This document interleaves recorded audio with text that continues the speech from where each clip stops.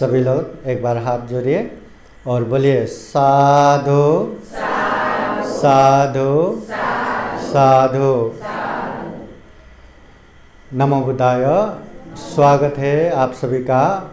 आप लोग देख रहे हैं बुद्धास टीचिंग चैनल और हम यहाँ भगवान बुद्ध और उनके शिक्षाओं के विषय में चर्चा करते हैं। विशेषतः बौद्ध विनय वर्षावास के उपलक्ष्य में हम हर दिन शाम के 7 बजे प्रत्यक्ष धम्मदेशना लेके आते हैं। तो आज ये विशेष धम्मदेशना हम न्यू हनुमान नगर यहाँ से सम्राट अशोक बुद्ध विहार यहाँ से हम ये प्रत्यक्ष धम्मदेशना आप लोगों को दिखा रहे हैं। तो आइए आज का धम्मदेशना कार्यक्रम शुरू करते हैं।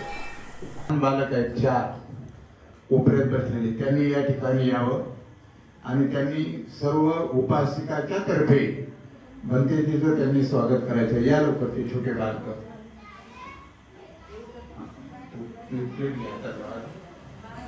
घेऊन घ्या तुम्ही आता अगं त्याच्याचं फुलं घेऊन खाली बघा। द्या फुलं त्यांना फुलं द्या। घ्या फुलं।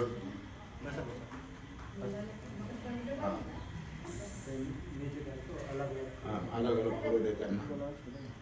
रांगोळी मोडून नको बाळा।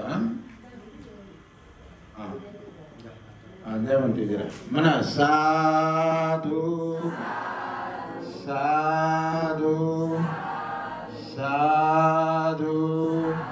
3 वेळा वंदन करा। बुद्धं नमामि धम्मं नमामि संघं नमामि। बसा आपल्या जागेवर। आता या ठिकाणी जे पाठीमागे जे मुलं बसलेले आहेत ते उपासकाच्या तर्फे भंतेजीचं स्वागत करतील अशी त्यांना सूचना आहे। तू प्लेट घेऊन उभे राहा बाळा जरा। त्यांनी येऊ दे। या पुढे मुलं या पुढे। त्यांना फुलं द्या। बसा खाली गुडघ्यावर गुडघ्यावर बसा। द्या त्यांना फुलं।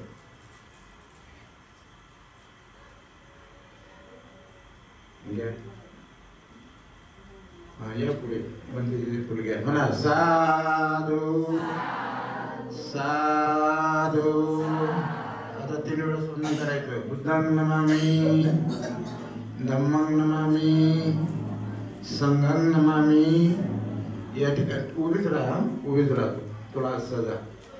म्हणून या ठिकाणी भंतेजी या ठिकाणी भगवंताची आणि बाबासाहेबांची दीपदीपाने पूजा करतील आणि भगवंतांना बाबासाहेबांना हार अर्पण करतील अशी मी त्यांना सूचना करतो। आपल्या सर्वांच्या वतीने धन्यवाद।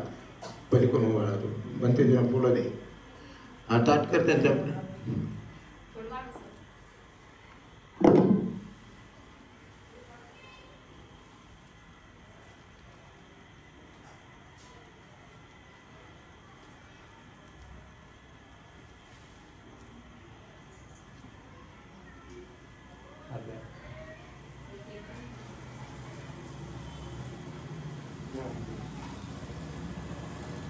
साधु साधु साधु साधु साधु।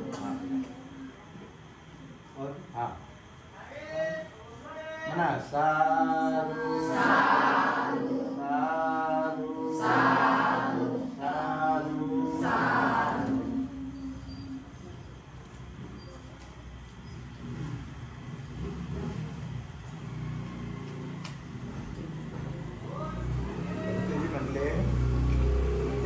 त्या उपासका फार हुशार दिसतात। तारीफ केली म्हणते लय हुशार आहे म्हणतात ते उपासक। असं डेकोरेशन आम्ही कुठंच नाही पाहिलं नाही। नवीनच दिसते। म्हणा साधू साधू म्हणजे फार खुश आहे बरं का।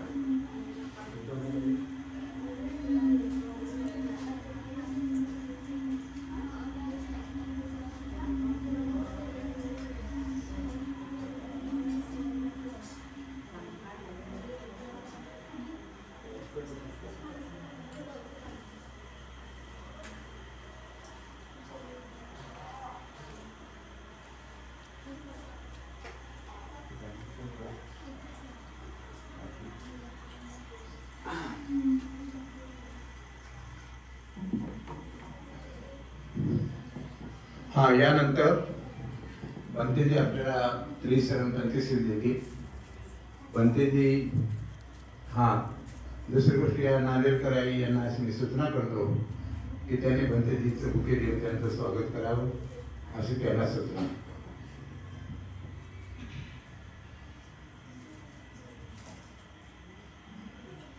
म्हणा साधू साधू साधू.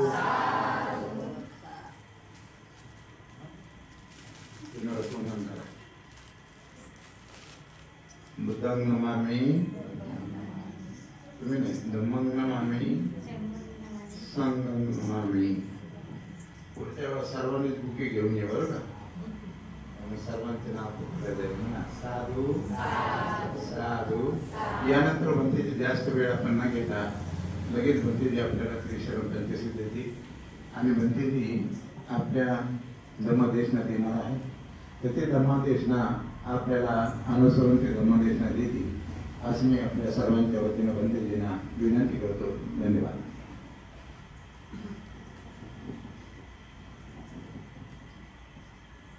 सर्वांनी म्हणा साधू साधू साधू. अरहं सम्मा संबुद्धो भगवा बुद्धं भगवन्तं अभिवादेमि. स्वाखातो भगवता धम्मो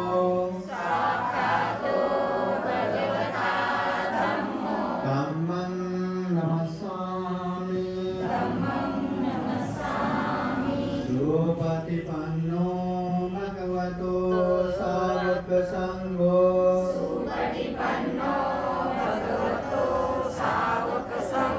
संघं नमामि. ऋषि प्रार्थना कीजिए.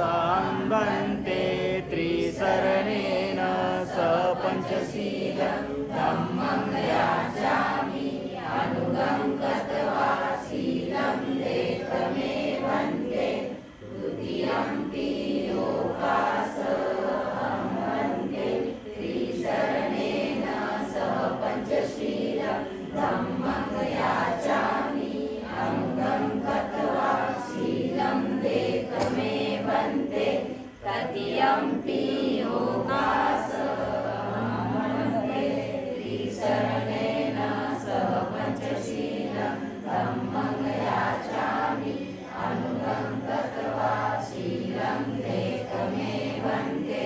यमहं वदामि तं वदेत.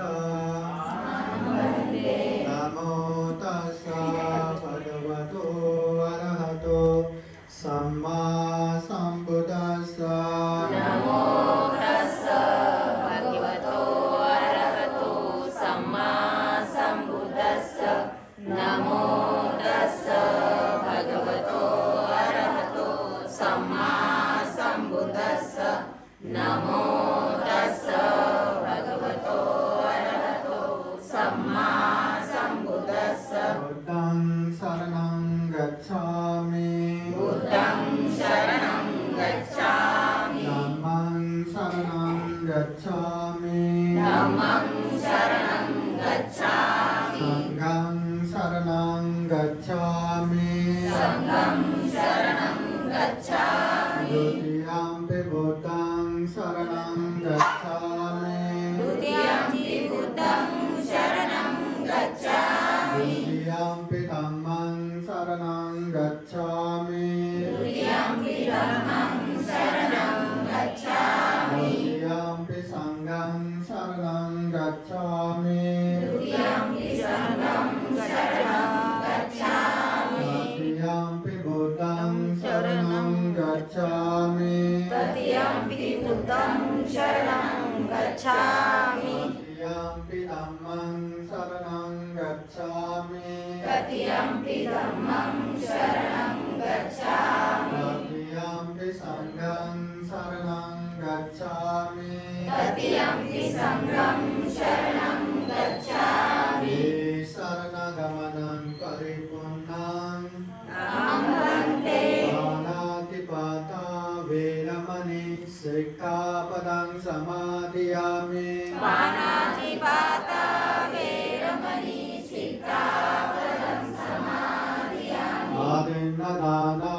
वेरमणि सिक्खापदं समादयामि अदीनदाना वेरमणि सिक्खापदं समादयामि कामेषु मिच्छाचारा वेरमणि सिक्खापदं समादयामि कामेषु मिथ्याचारा वेरमणि सिक्खापदं समादयामि मुसावादा वेरमणि सिक्खापदं समादयामि मुसावादा वेरमणि सिक्खापदं समादयामि सुरामेरयो मज्जपमादत्ताना वेरमणि सिक्खापदं समादयामि सूरामेरयमज्जपमादधाना वेरमणि सिक्खापदं समादयामि शरणेन सह पञ्चशीलं धम्मं साधुकं सुरक्षितं कृत्वा अपमादेन सम्पादेत साधु साधु साधु तं नमामि धम्मं नमामि संघं नमामि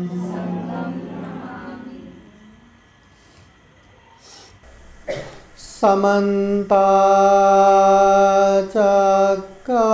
चक्रवालेषु अत्रा गच्छन्तु देवता सतमं मुनिराजस्य शृण्वन्तु सद्गमोक्खदं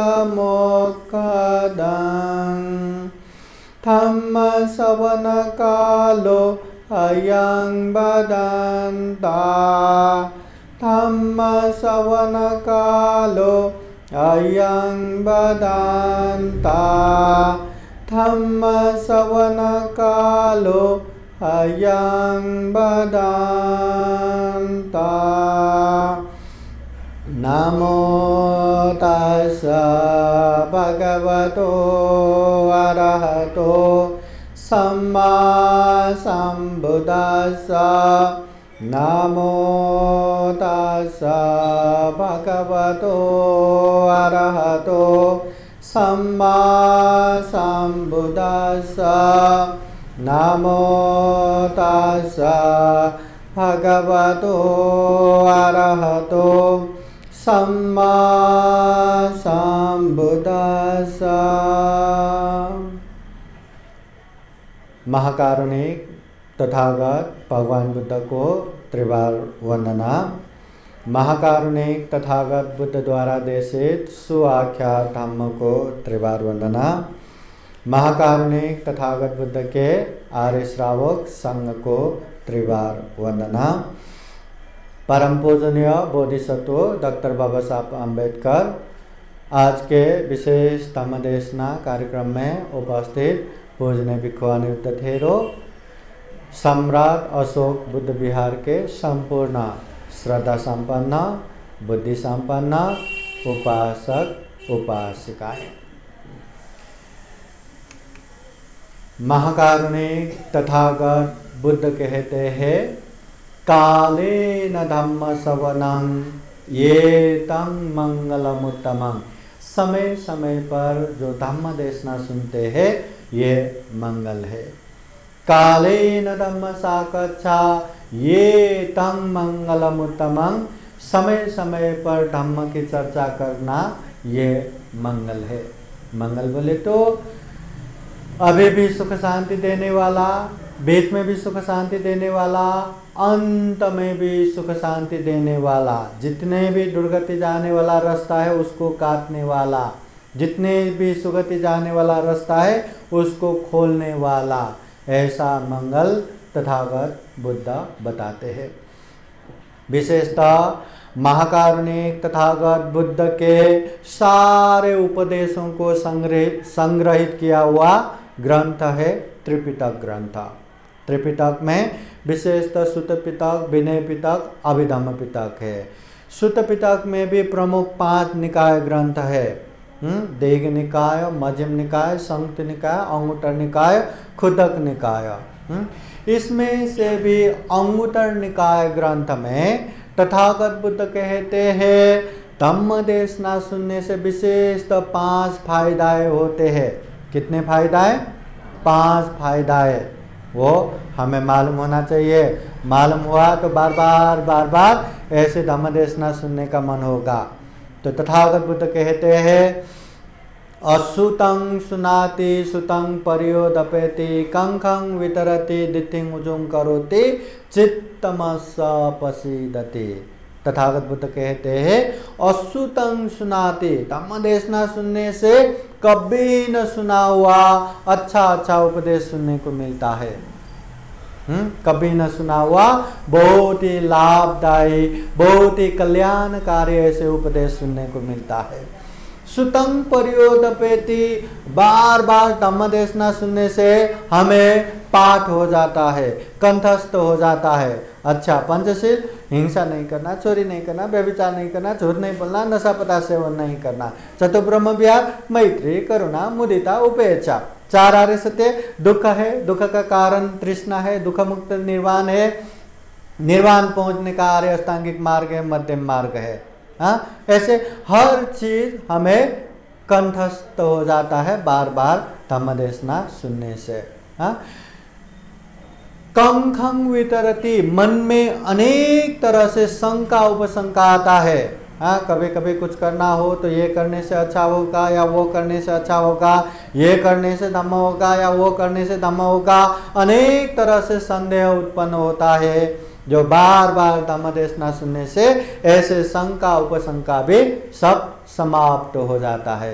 धम्म यही है, अधम्म यही है, पाप यही है, धम्म यही है, स्पष्ट हो जाता है। फिर तथागत बुद्ध कहते हैं दिथिं उजुं करोति, हमारे मन के, हमारे अंदर के जो मिथ्या धारणा वो खत्म हो जाता है। मिथ्या धारणा मतलब गलत धारणा।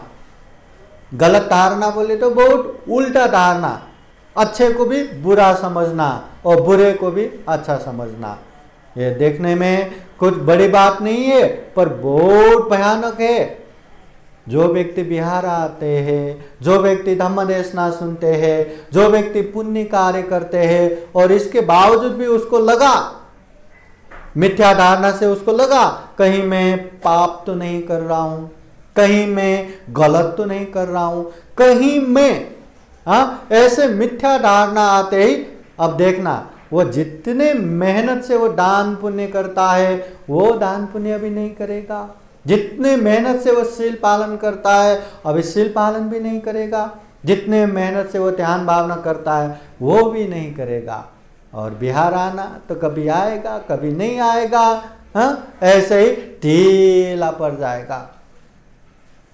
अगर पता चला कि ये पुण्य है, ये धम्म है, ये पुण्य धम्म करने से हमारा कल्याण होगा, हमारे जीवन में सुख शांति आएगा, अगर मैं गलत रास्ते पे जाऊंगा तो मुझे ही दुख भुगतना पड़ेगा, मुझे ही कष्ट भुगतना पड़ेगा, मेरे जीवन में अनेक अनेक तकलीफ आएगा। अगर ये स्पष्ट पता रहता तो वो पाप करेगा ही नहीं। करना भी पड़ा तो एकदम बच के कम से कम करेगा और पुण्य कार्य छोड़ेगा ही नहीं। एकदम इमरजेंसी रहा तो भी वो जितना हो सके उतना सहभागी होके उतना करके ही जाएगा।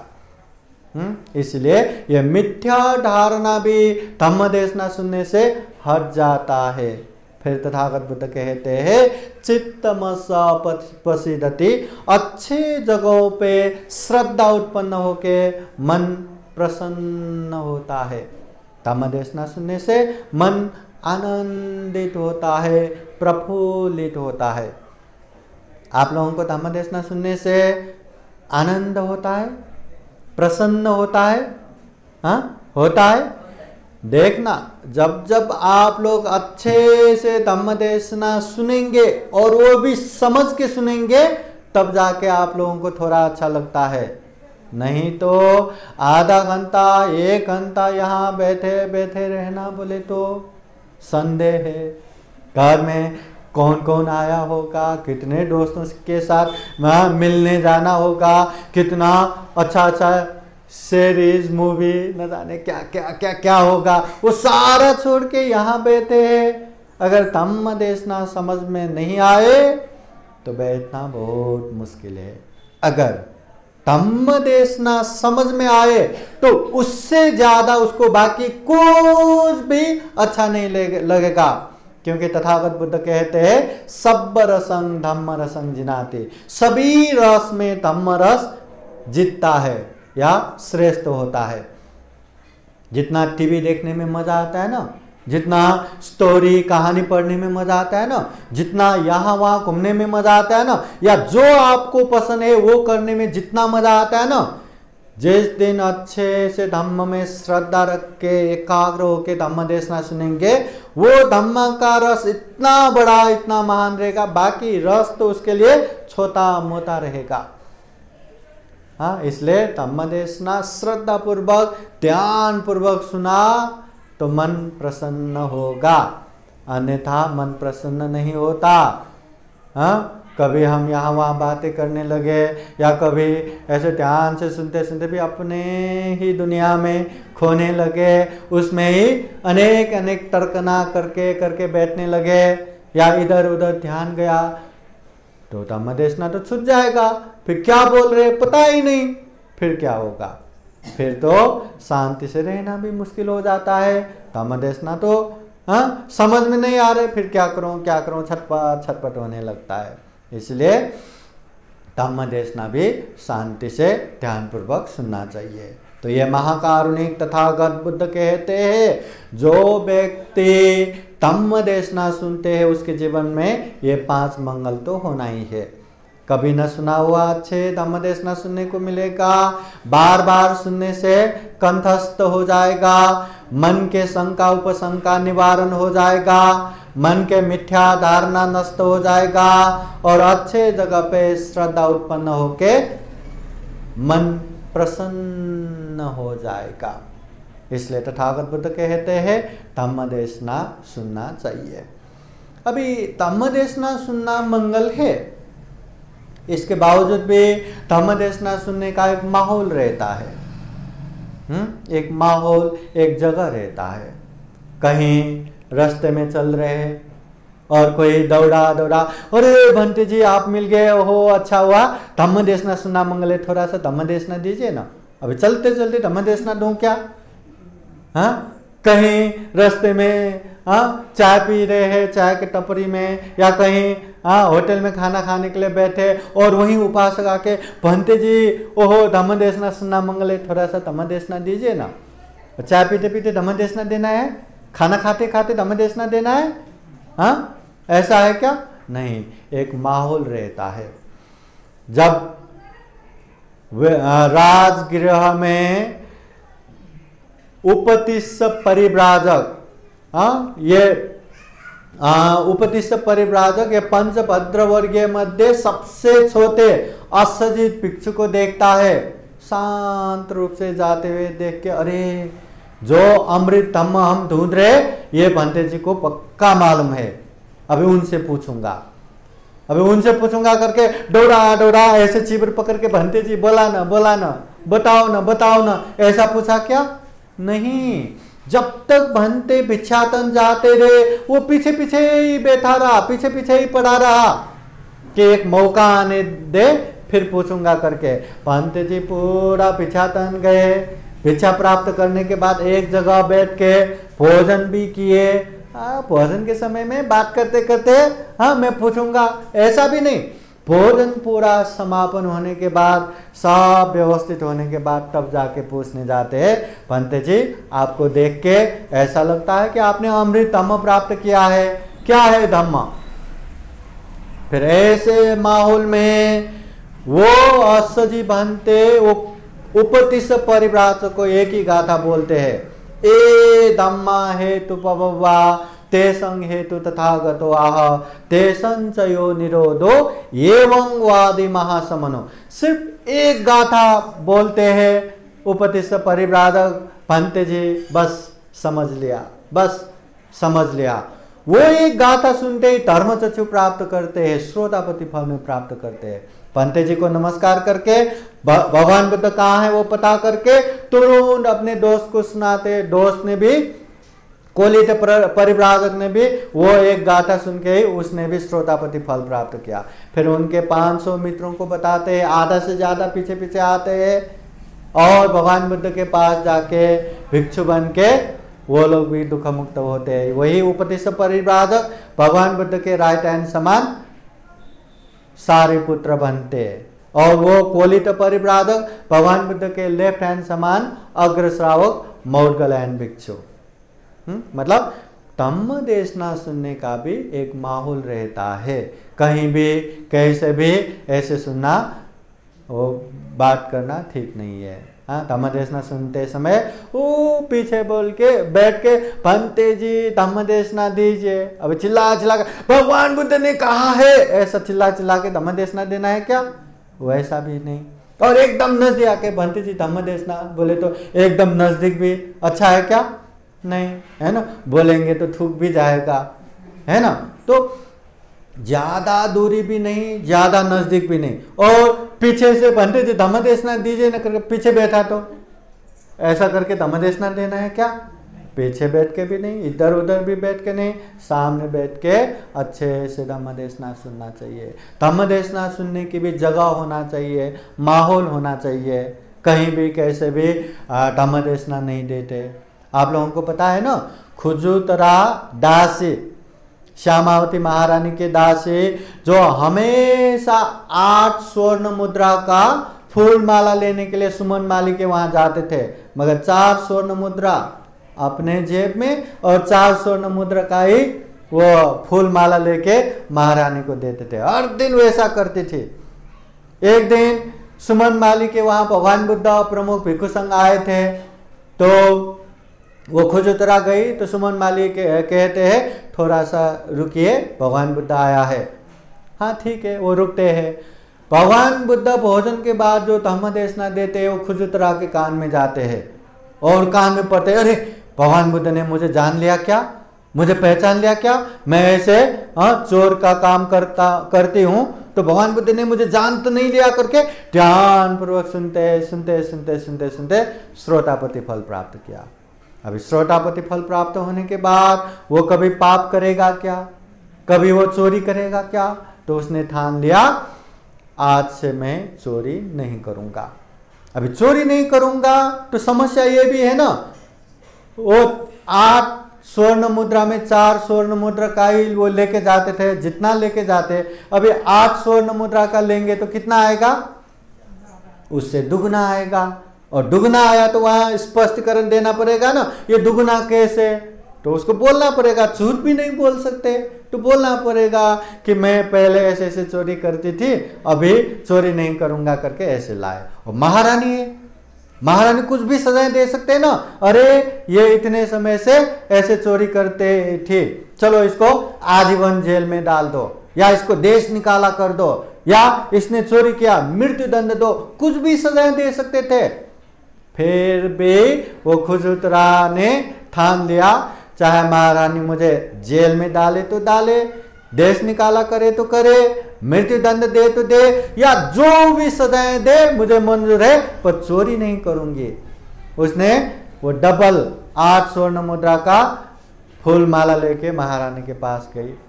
महारानी ने भी वही पूछी, अरे क्या है आज इतना फूल माला कैसे? सुमन माली ने खुश होके दिया क्या? बोले तो नहीं नहीं। फिर कैसे? तो उसने भी सारी बात बताया, पहले मैं ऐसे चोरी करती थी, अभी बुद्ध के उपदेश सुन के मैंने चोरी करना छोड़ दिया, इसलिए इतना लाया।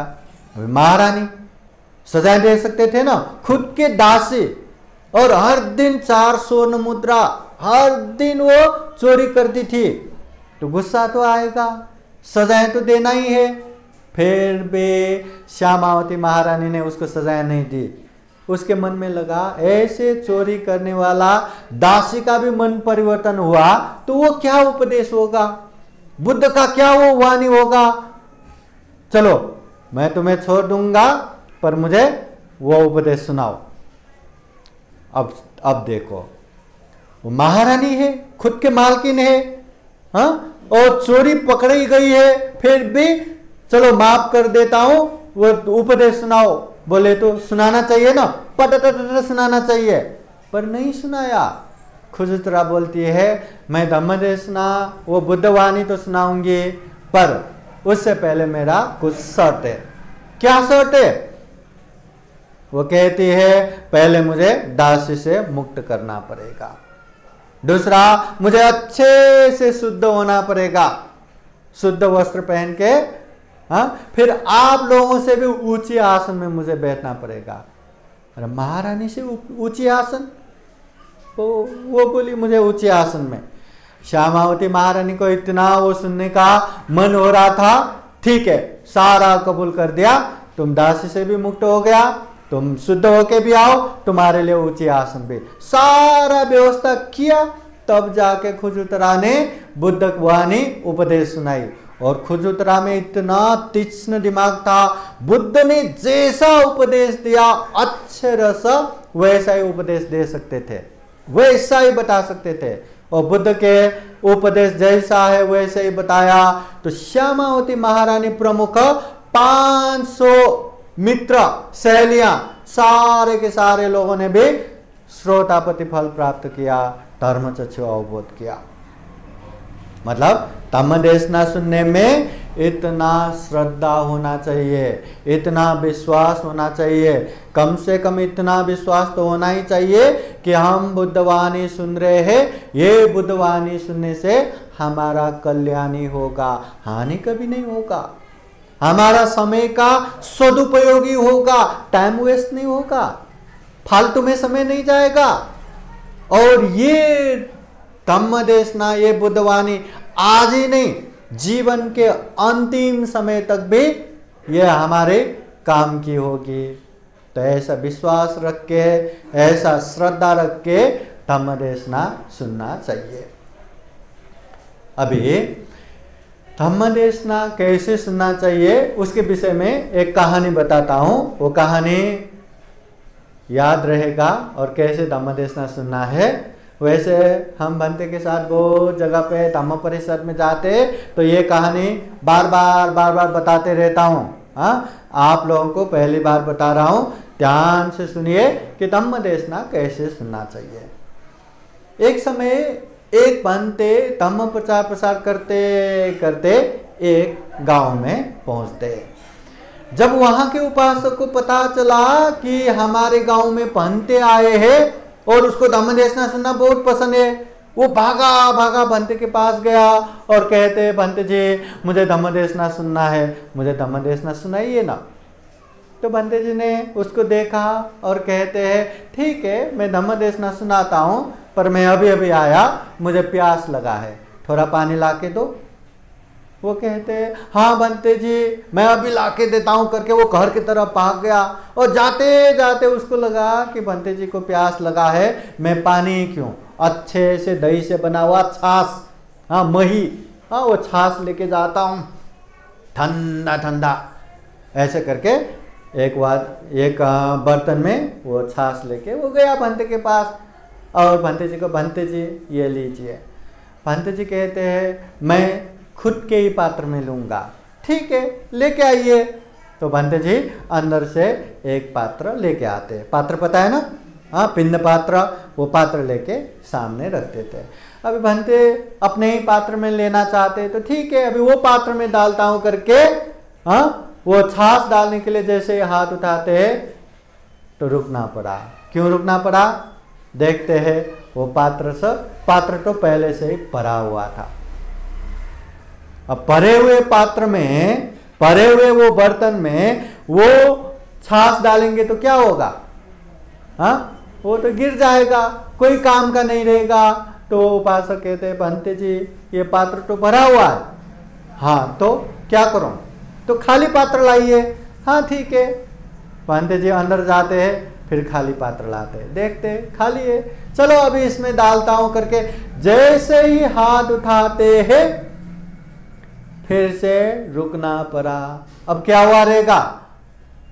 देखते हैं पात्र तो खाली है पर पात्र बहुत ही गंदा था। अभी गंदे पात्र में वो शुद्ध अच्छा वाला वो छाछ डालेंगे तो क्या होगा? वो भी गंदा हो जाएगा, वो भी पीने लायक नहीं होगा। फिर कहते हैं भंते जी ये पात्र तो बहुत ही गंदा है, तो क्या करूं? तो कहते वो उपासक कहते भंते जी साफ पात्र लाइए ना, खाली पात्र, साफ पात्र।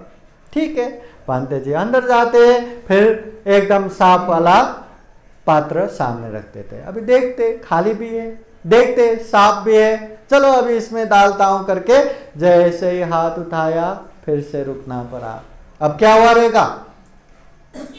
अब क्या हुआ रहेगा? देखते हैं पात्र में तो बहुत छेद है। अब छेद है तो उसमें डालेंगे तो क्या होगा? सारे के सारा गिर जाएगा। फिर वो उपासक को भी लगा अरे एक ठीक से ढंग से एक पात्र भी नहीं लाया और मैं वो भंते का उपदेश सुनने के लिए आए, वो एकदम तिलमिला गया, एकदम चिड़चिड़ा हो गया, एक ठीक से पात्र भी नहीं लाया। फिर भंते ने उसको देखा और देखने के बाद फिर आराम से बोलते हैं उपासक तुम्हें धम्म देशना सुनना था ना, तुम्हारे लिए धम्म देशना यही है। यही है? क्या है? तो भंते जी विस्तार से समझाते हैं जिस तरह भरे हुए पात्र में कुछ भी नहीं रख सकता, हाँ रखा तो भी गिर जाएगा, उसी तरह आप लोगों के मन में भी पहले से ही भरा हुआ है, पूर्वाग्रह से भरा हुआ है। भंते जी आके जो बोलना है वो बोलते जाएगा, भंते जी का काम है प्रवचन देना, दे के जाएगा, पर क्या करना है क्या नहीं करना है हमें पता है। ऐसा करके धम्म देशना सुनने के लिए आएंगे तो आप लोग ले पाएंगे क्या? कुछ भी ले पाएंगे नहीं, क्योंकि मला माहिती है ना, मुझे पता है ना क्या करना है क्या नहीं करना है। ऐसा करके एकदम अहंकार होके अभिमान के साथ बैठेंगे तो यहाँ कुछ भी सुन नहीं पाएंगे, कुछ भी ग्रहण नहीं कर पाएंगे। बस अपने बिहार में प्रोग्राम हो रहा है ना, चलो प्रोग्राम में बैठना है, प्रोग्राम में सहभागी देना है, बस उतना ही, कुछ भी नहीं ले पाएंगे।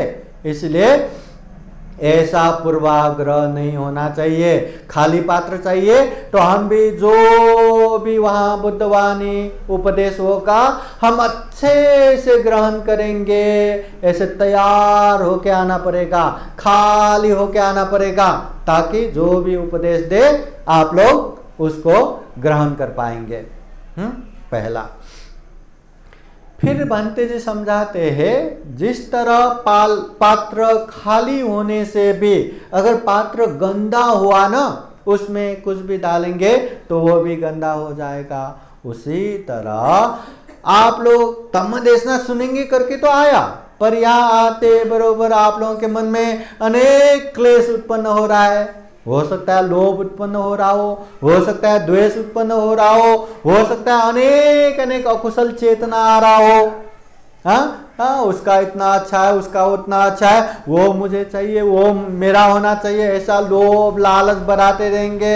या उसने मुझे ऐसा किया था, उसने मुझे ऐसा बोला था, उसने मुझे ऐसा सोचा था, मैं भी उसको दिखाऊंगा मैं कौन हूँ, उसको तो छोड़ूंगा ही नहीं, ऐसा बदला लेने की भावना, ऐसे गुस्सा, ऐसे द्वेष भाव आता रहा और वही खिलता रहा। तो आप लोग धम्म देशना सुन पाएंगे?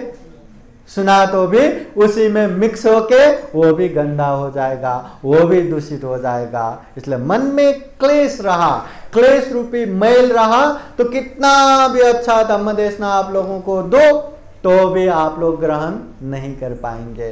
हाँ, तो धम्म देशना सुनते समय ऐसा क्लेश नहीं जागना चाहिए, न राग, न द्वेष, न कोई अकुशल, न पाप, कुछ भी नहीं जागना चाहिए। तब जाके शुद्ध रूप से वो धम्म देशना ले पाएंगे। समझ गए? हाँ। तीसरा, अगर पात्र खाली भी हो, अगर पात्र साफ भी हो, फिर भी उसमें छेद रहा, तो जितना भी उसमें डालेंगे सारे के सारे गिर जाएंगे। उसी तरह आप लोग धम्म देशना सुनने के लिए भी आए, आप लोगों के मन में राग द्वेष मोह कुछ भी क्लेश नहीं, मेल नहीं, हाँ, धम्म देशना सुनने के लिए बैठे, मगर बैठे बैठे आप लोगों का मन ज्यादा ही चंचल हो गया, ज्यादा ही इधर उधर भागने लगा, मन एक जगह टिका ही नहीं, शांति नहीं। तो ऐसे समय में आप लोग धम्म देशना ग्रहण कर पाएंगे क्या? धम्म देशना सुन पाएंगे क्या? एक कान से सुनेंगे, दूसरे कान से फेंकते जाएंगे, फेंकते जाएंगे। हाँ, छेद हुए पात्र में कितना भी डालो, नीचे से गिरता जाएगा, गिरता जाएगा। अगर आप लोग भी चंचल होके धम्म देशना सुनेंगे तो कुछ भी ग्रहण नहीं कर पाएंगे, कुछ भी समेट नहीं पाएंगे। इसलिए धम्म देशना सुनते समय चंचल नहीं होना, मन एकाग्र होना चाहिए, ध्यान पूर्वक सुनना चाहिए, तब जाके उसको सुन पाएंगे, ग्रहण कर पाएंगे। तथागत बुद्ध कहते हैं, सुनाथ धारेथ चराथ धम्म। ये धम्म ही ऐसा है, सबसे पहले उसको अच्छे से सुनो, सुनने के बाद उसको धारण करो, धारण करने के बाद उसको मनन करो। जैसे सोने के काम करने वाले हर पीले धातु को सोना मानते हैं क्या? नहीं, उसको कसी में घोट के अनेक परीक्षण करने के बाद, संतुष्ट होने के बाद ये सोना है ऐसा मानेगा। वैसा ही धम्म देशना के नाम पे कुछ भी आप लोगों को सुनाए, साधु साधु करके उसको ग्रहण करके पालन करना नहीं है।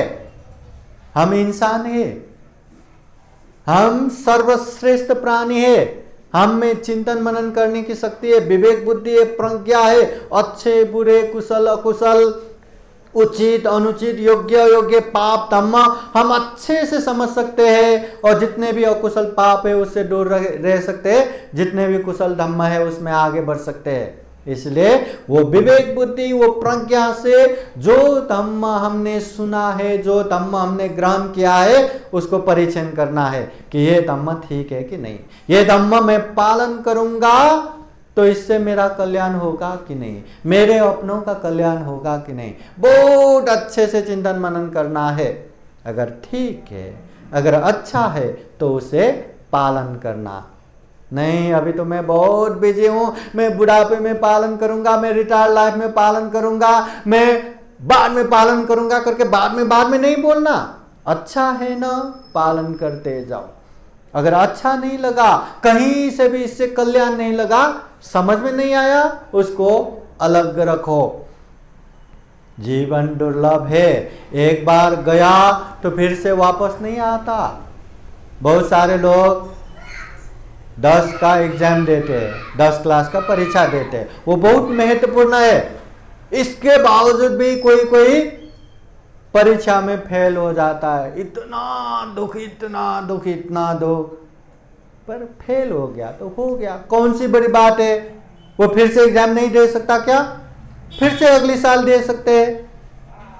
कोई व्यक्ति यहां से कहीं मुंबई जा रहे हो या नागपुर जा रहे हो, दूर जा रहे हो, उसने बस टिकट भी लेके रखा है, फिर भी बस पार्क पहुंचते पहुंचते 5 मिनट लेट हो गया, बस निकल गया। दुख होगा कि नहीं? कितना दुख, अरे कितना काहे का दुख। वो अगले बस से नहीं जा सकते क्या? बस तो छोड़ी दो, हमें अमेरिका जाना था, वीजा भी मिल गया, टिकट भी मिल गया, लाखों खर्चा भी हो गया, और फ्लाइट के टाइम पे एयरपोर्ट पहुंचते पहुंचते आधा घंटा लेट हो गया, प्लेन निकल गया।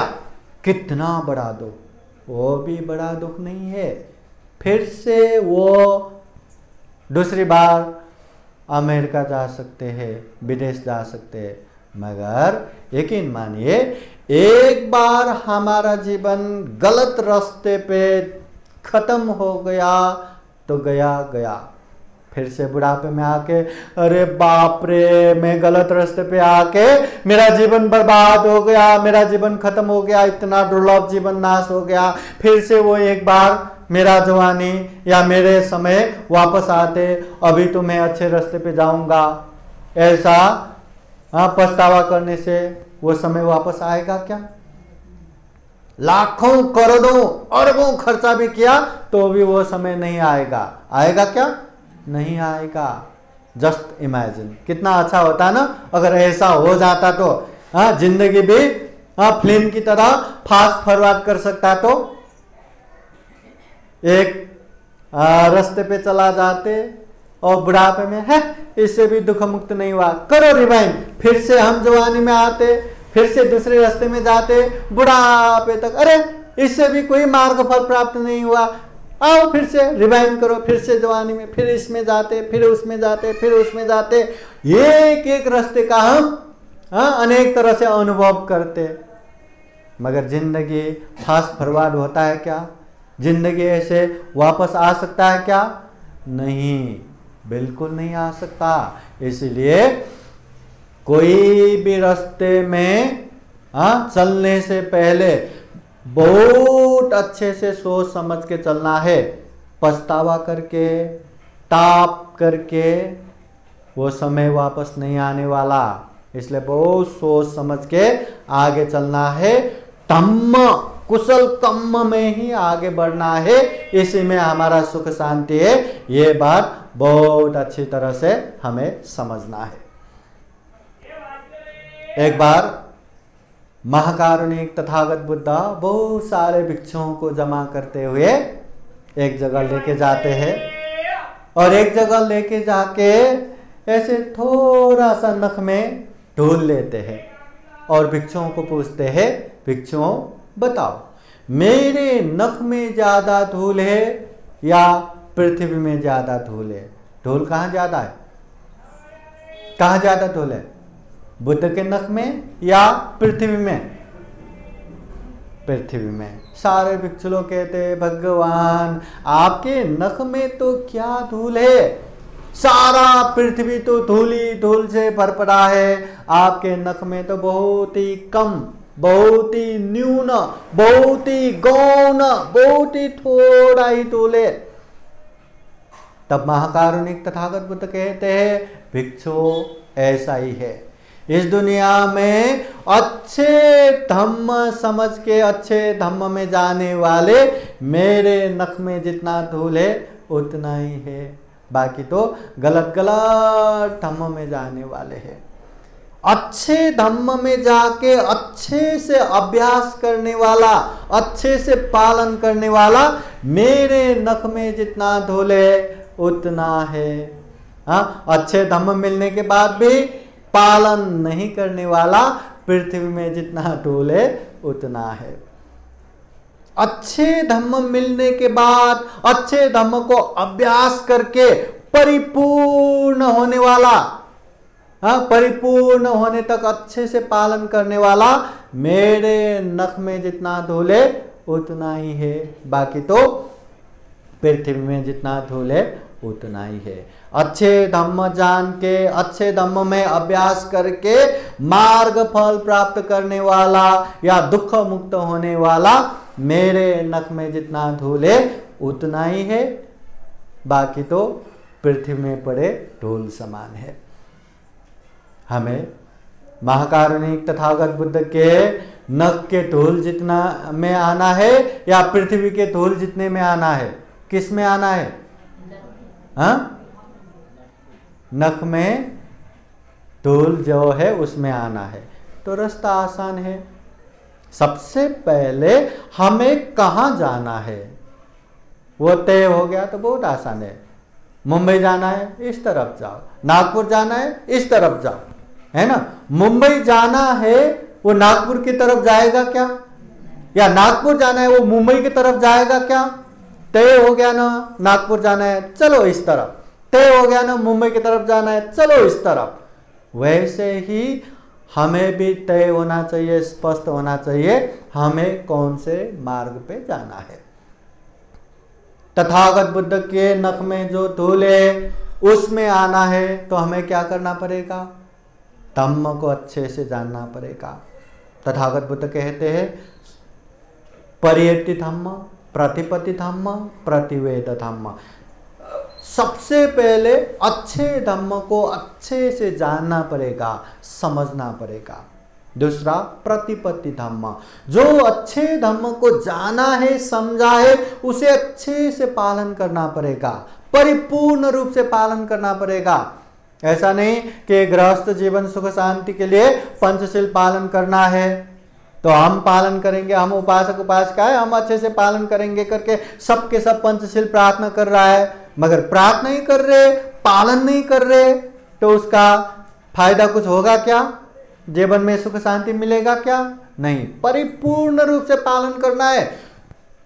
चाहे कोई भी मौका मिले, चाहे कैसे भी माहौल बने, आपको हिंसा नहीं करना, न मच्छर का, न चींटियों का, न चूहों का, न छोटे से छोटे प्राणी से लेके बड़े से बड़े प्राणी तक किसी का भी हिंसा नहीं करना। हम इतना पालन करते हैं क्या?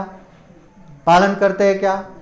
अगर पालन नहीं करते तो हमने पंचशील का पहला शील भी पालन नहीं किया। तथागत बुद्ध कहते झूठ नहीं बोलना, असत्य नहीं बोलना, मजाक मजाक में भी झूठ नहीं बोलना। क्या हम मजाक नहीं करते क्या? क्या हम मजाक में झूठ बोलते हैं कि नहीं? बोलते हैं कि नहीं?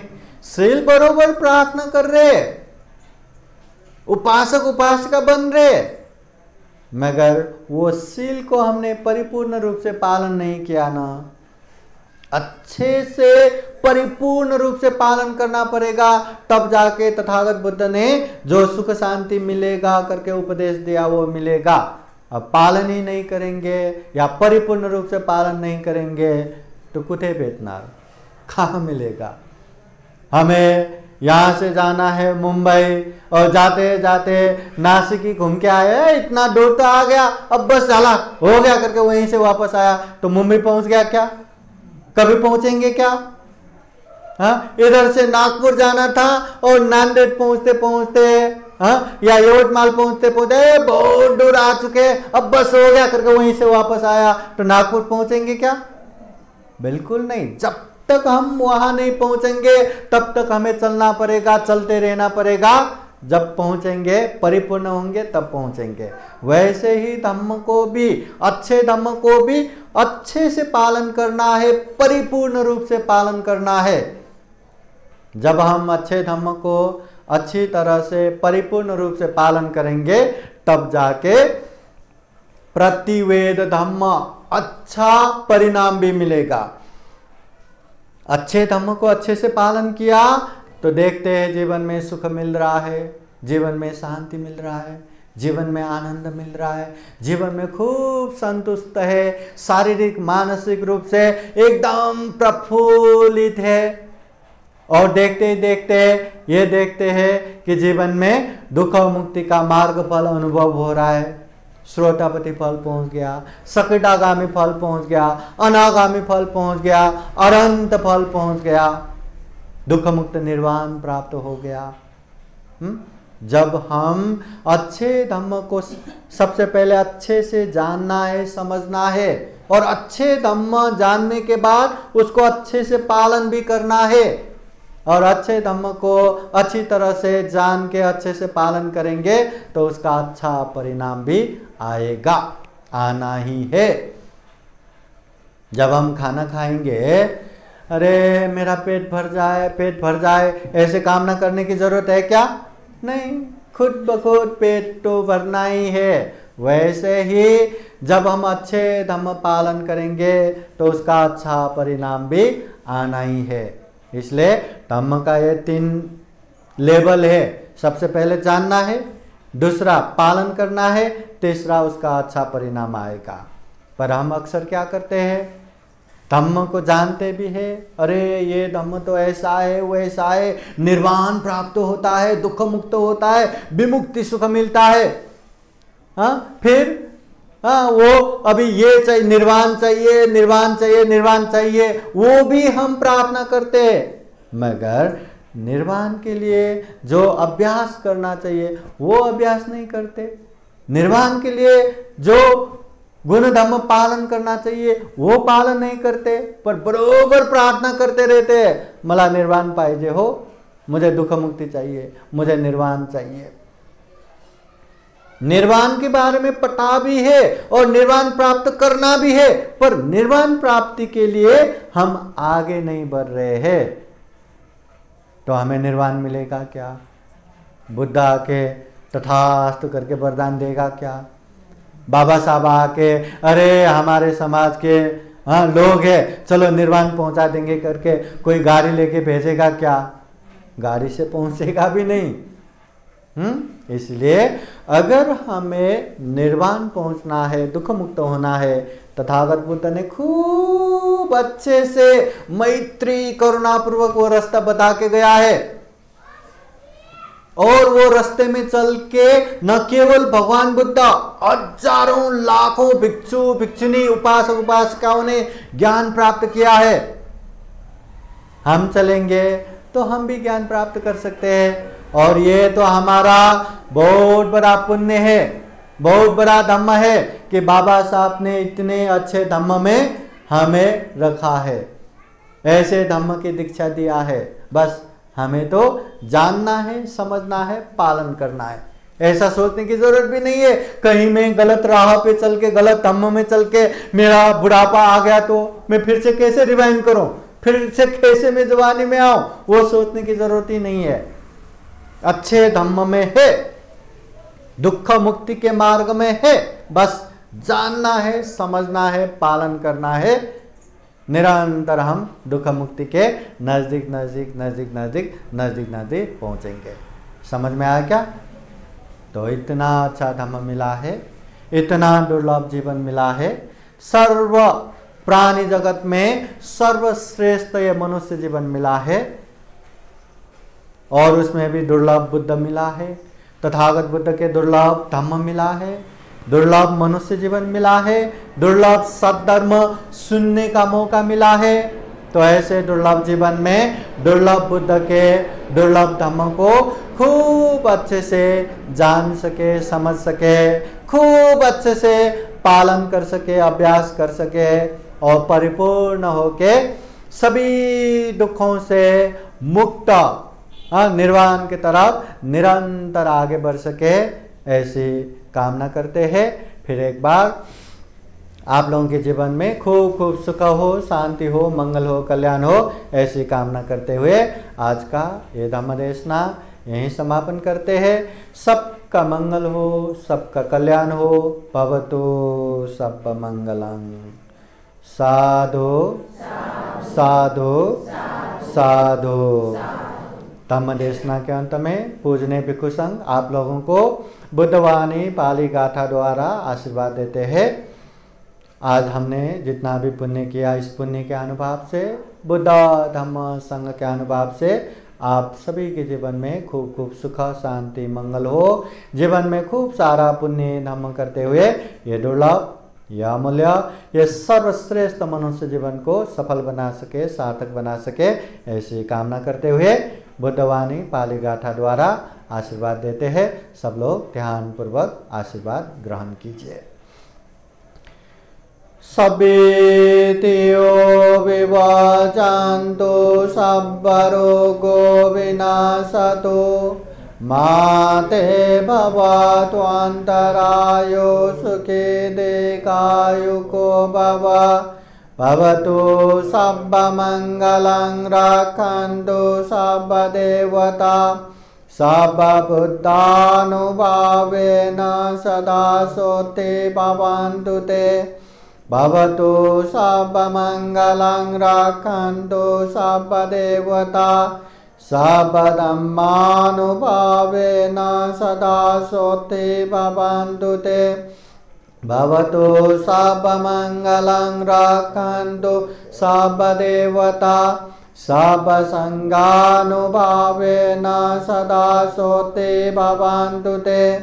एचितं पाचितं तुय्यं क्षिप्रमेव समेजतो सभ्ये पुरन्तु चेतसां कप्पाचन्दोपन्नरसो यथा आयु आरोग्य सम्पत्ति सर्ग सम्पत्तिमेव च अतो निब्बान सम्पत्ति इमिनाते समीजतु साधु साधु साधु बुद्धं नमामि धम्मं नमामि संघं नमामि अहं वन्दामि सर्वदा अहं वन्दामि सर्वदा अहं वन्दामि सर्वदा। सबका मंगल हो, सबका कल्याण हो, सुखी हो सुखी हो सुखी हो।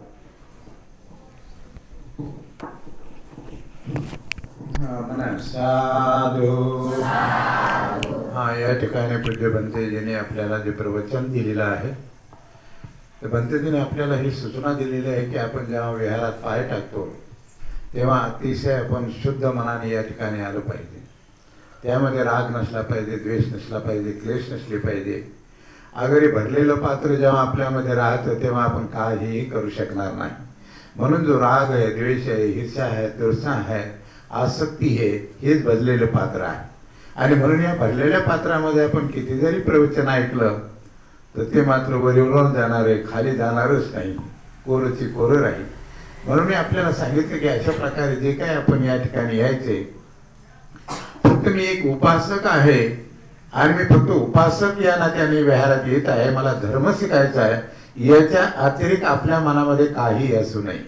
अगर जर अशा प्रकारचं शुद्ध पात्र जर असेल तर तो मनुष्य हा करता 3 महिन्याच्या काळामध्ये खूप तरक्की करू शकतो। आणि तरक्कीच नाही तर जर आपल्या सकाळी संध्याकाळी अशा प्रकारे आपण ध्यान साधनेला येत राहिला तर नक्कीच आपल्याला श्रोतापन्न अवस्था प्राप्त झाल्याशिवाय राहत नाही, याची मी तुम्हाला गॅरंटी देतो।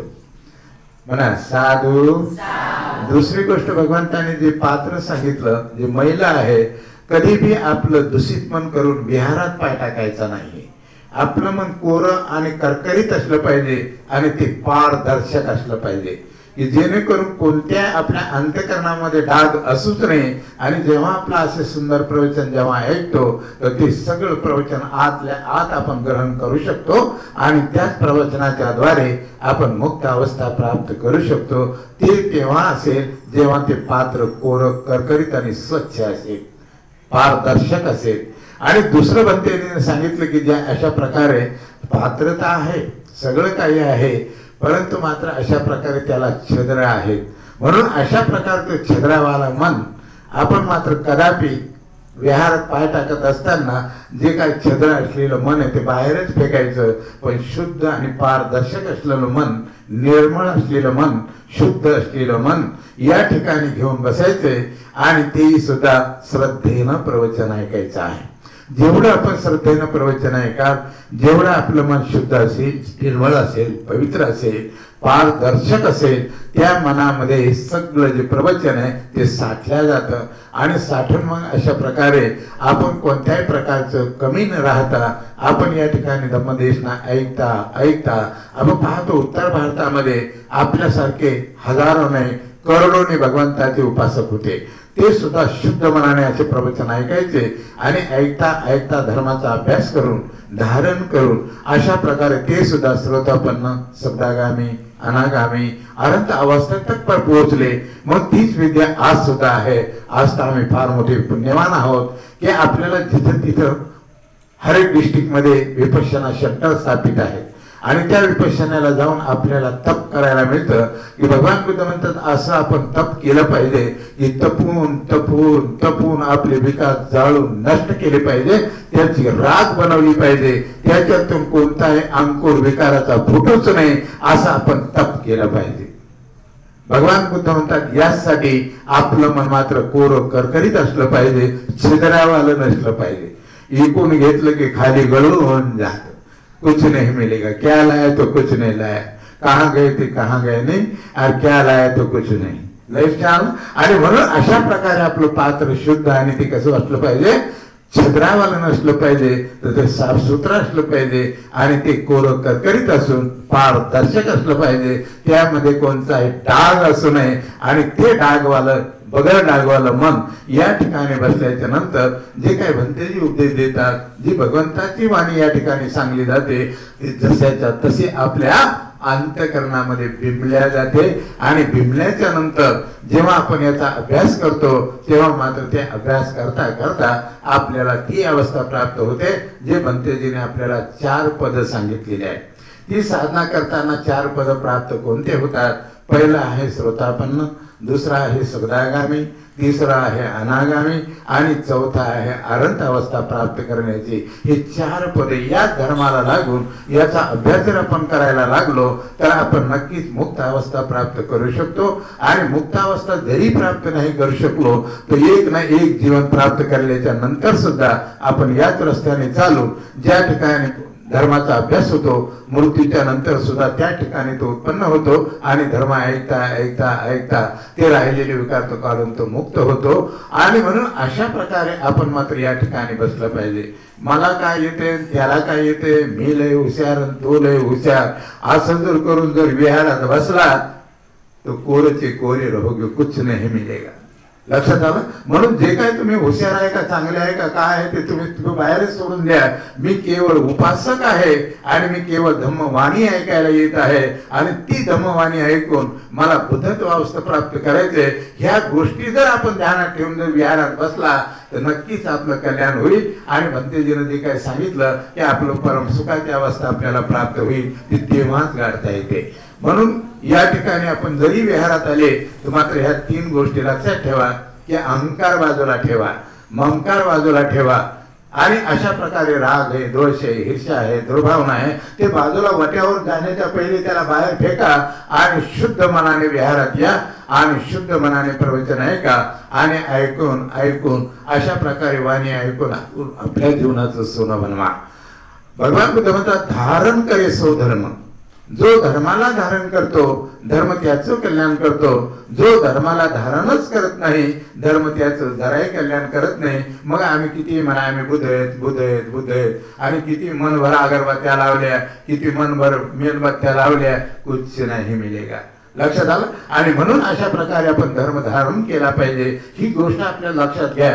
भंतेजीने जे 4 पात्र सांगितले उद्यापासून ते पात्र जरा धुवून येत जा. विहारात पात्र धुवून येत जा, चकचक करून येत जा. त्याच्यामध्ये कोणत्याही प्रकारचे गंदगी असू नये अशा प्रकारचे 4 पात्र आणायचे. मात्र छिद्रावाला बाहेरच ठेवा. लक्षात आलं. आणि म्हणून अशा प्रकारचं जे आहे भंतेजीने आज खूप छान असं प्रवचन दिलं. मलाही वाटलं की खरोखरच आपण ऐकावं. तेव्हा मी मात्र छद्रावाला नाही घेऊन आलो, स्वच्छ पात्र घेऊन आलो होतो आज. आणि म्हणून अशा प्रकारे तुम्ही दररोज या ठिकाणी या तर अशा प्रकारे स्वच्छच पात्र घेऊन यायचं. छद्रावाला घेऊन येऊ नका, मळालेलं घेऊन येऊ नका आणि जंगलेलं पण घेऊन येऊ नका. लक्षात आलं. म्हणून एवढंच बोलून या ठिकाणी भंतेजीचे आपण सर्वांच्या तर्फे मी आभार मानतो. भंतेजीने जे काही आपल्याला प्रवचन दिलं त्याबद्दल मी भंतेजीचे शतशः असा आभार मानून या ठिकाणी आपण सुद्धा वर्षाभर साहित्य उपरीन अशाच प्रकारचे धम्मदेशना आम्हाला द्यावी आणि आमचं कल्याण होईल. अशाच प्रकारे धम्मदेशना आम्हाला ऐकण्यात यावी. म्हणून सर्व उपासक उपासकांनी न चुकता 7:30 वाजता या ठिकाणी उपस्थित राहायचं आहे. भंतेजी अजून 5-6 वेळा आपल्याला येतील. म्हणून त्या भंतेजीचे या ठिकाणी प्रवचन खूप ध्यान देऊन ऐका. भंतेजी खूप पुढे गेलेले आहेत आणि म्हणून भंतेजीचं असं प्रवचन ऐकून आपलं सुद्धा आपण कल्याण साधावं, मंगल साधावं यासाठी मी मोठ्या कष्टाने भंतेजीला या ठिकाणी आणलेलं आहे. आणि काही उपासकाचं असं म्हणणं होतं की भंतेजी हिंदवंश भंतेजी कोणती आहेत आणि त्यांच्या दररोज असे TV वर येतं, मोबाईलवर येतं, त्यांचं कोण आहे ते आम्हाला पाहायचंय म्हणे. मग मी म्हटलं ठीक आहे तुम्हाला पाहायचं तर आणतो तुमच्या समोर. मग भंतेजीला बोललो मी असं भंतेजी असे असे आमचे उपासक म्हणतात म्हणून आपल्याला जरा वेळ मिळाला तर आपण टाइम द्याल का. तेव्हा भंतेजी तात्काळ म्हटले तुमच्याबद्दल उपासकाचं असं म्हणणं आहे तुम्ही तात्काळ तुमच्याकडे न चुकता रविवारी येऊ शकतो. म्हणा साधू साधू साधू. हा एवढंच बोलून या ठिकाणी मी थांबतो आणि रजा घेतो. आपण आला त्याबद्दल सर्वांचं अभिनंदन, स्वागत. आणि पुढच्या वेळेला मात्र पाणी असलं तर हा कार्यक्रम जर आपण कॅन्सल करू आणि दुसऱ्या दिवशी ठेवू, कारण पाण्याच्या दिवशी उपस्थिती फार कमी असते, म्हणून आपण दुसरा दिवशी निवडू. असं जर रविवार आला तर म्हणा साधू साधू. हा कार्यक्रम या ठिकाणी संपन्न झाला असं पण ते जाहीर करतात. धन्यवाद. म्हणा साधू. बुद्धं नमामि, धम्मं नमामि, संघं नमामि. साधु साधु साधु. आज का ये धम्मदेशना कार्यक्रम पूर्णतः यहीं समापन होता है. आप लोग इसी तरह बुद्धास टीचिंग चैनल से जुड़े रहिए. महाकारुणिक तथागत बुद्ध के उपदेशों को आप भी सुनिए, अपने जीवन को अच्छा सुख शांत में बनाइए और दूसरों को भी सुनाइए, दिखाइए और उन लोगों को भी ये जीवन सुख शांत में बनाने के लिए आप भी हिस्सेदारी बनिए, पुण्य में सहभागी बनिए. आइए हम सब मिलके महाकारुणिक तथागत बुद्ध के मानव हित कल्याणकारी धर्म को घर घर पहुँचाए, घर घर पहुँचाए. सबका मंगल हो, सबका कल्याण हो. साधु साधु साधु.